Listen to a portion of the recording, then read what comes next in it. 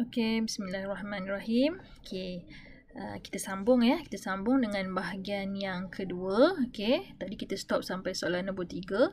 So, kita sambung dengan soalan nombor 4. Okey, soalan nombor 4.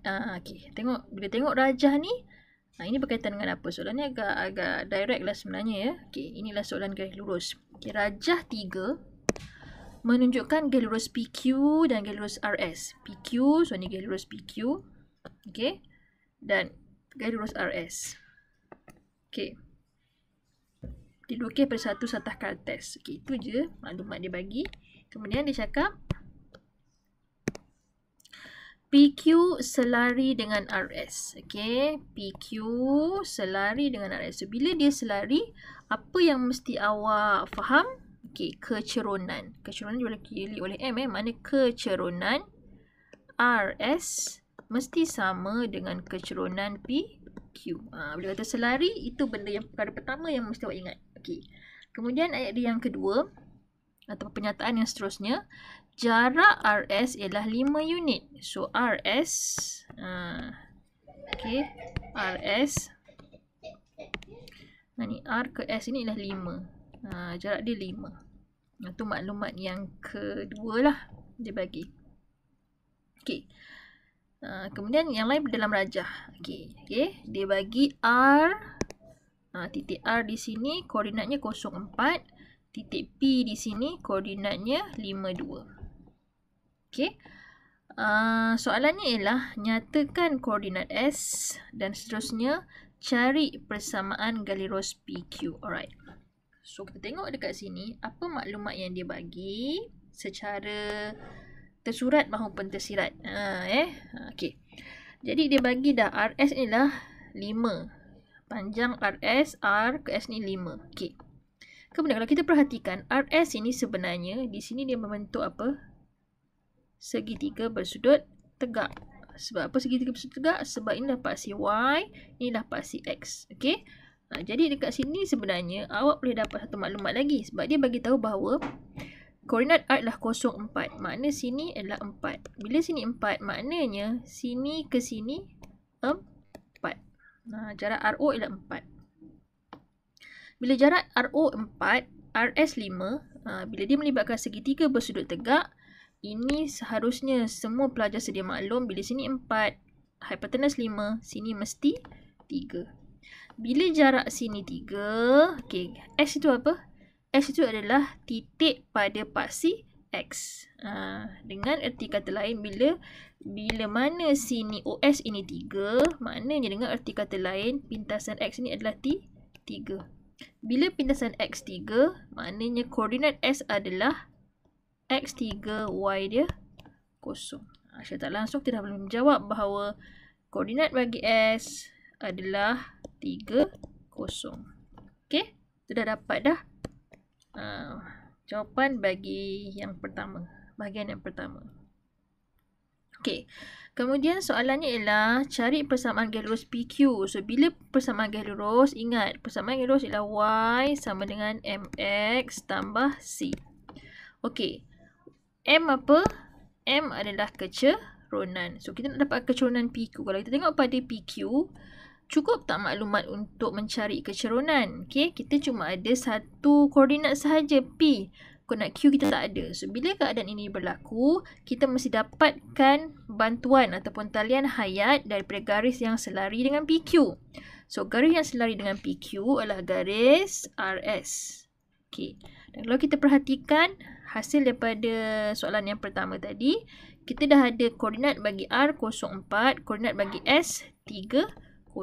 Jadi dengan erti kata lain, kita dah boleh dapat dah kecerunan bagi PQ di sini M ni. Nampak ni tadi kita katakan bahawa bila garis itu selari, kecerunan RS sama dengan kecerunan PQ. So, tak dapat maklumat pada PQ, kita dapatkan maklumat pada RS. So, dalam keadaan ini, bila ada maklumat dua koordinat, okey, kita boleh dapat kecerunan PQ melalui, ingat, formula kecerunan adalah bila ada dua koordinat, M sama dengan Y2 tolak Y1 bahagi X2 tolak X1. Ini X, ini Y, sini X, sini Y. Okey. Y tolak Y. 4 tolak 0. Okay.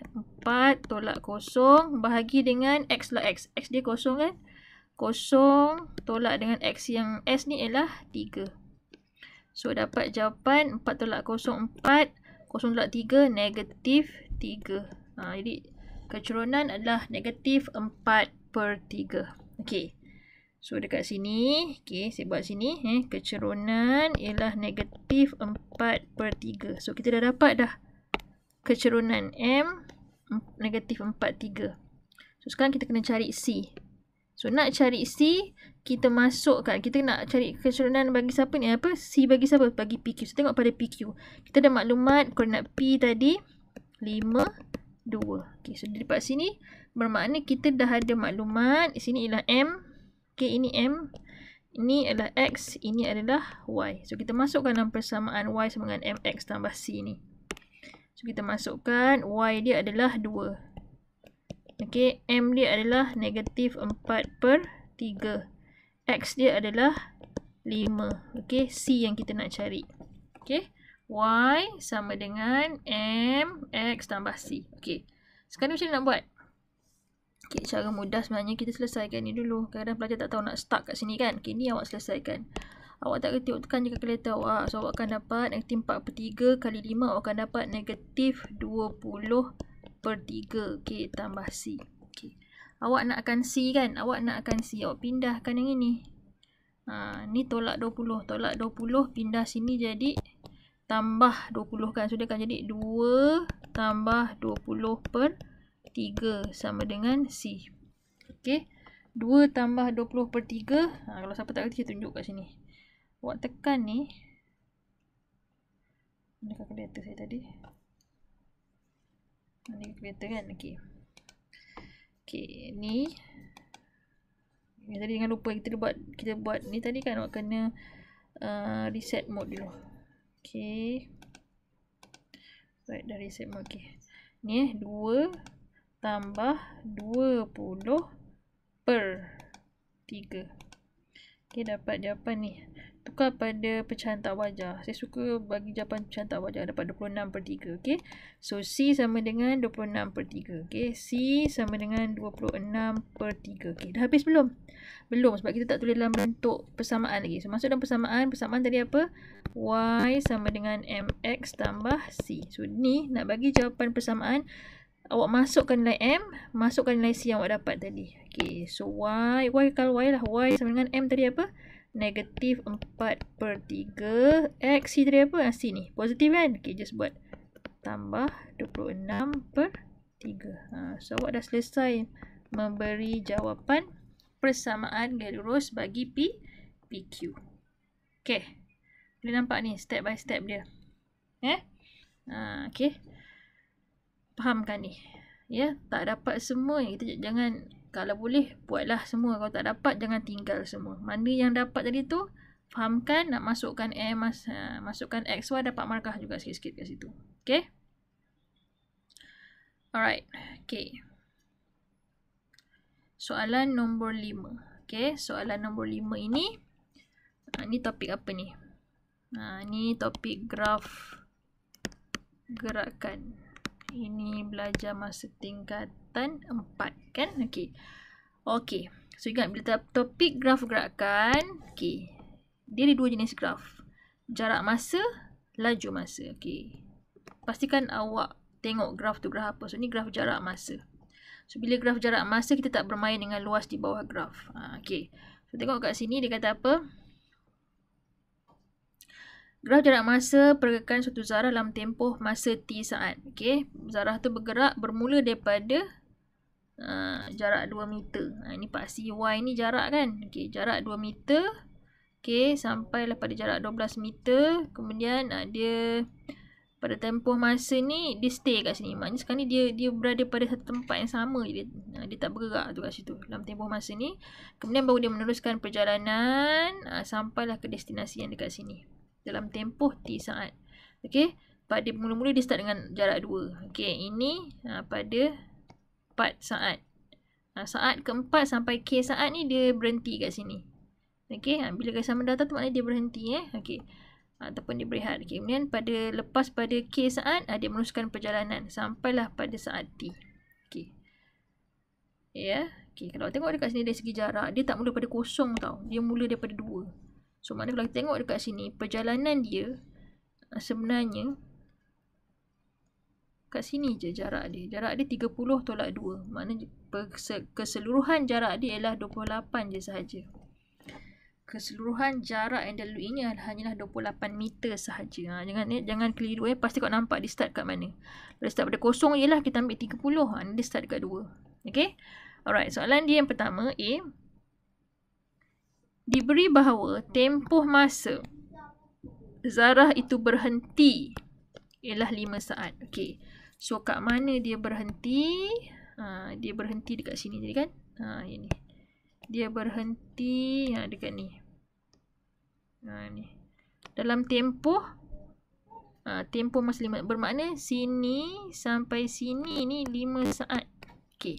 Soalan ialah cari nilai K. K kat sini. Nampak? Dia start berhenti pada saat yang keempat.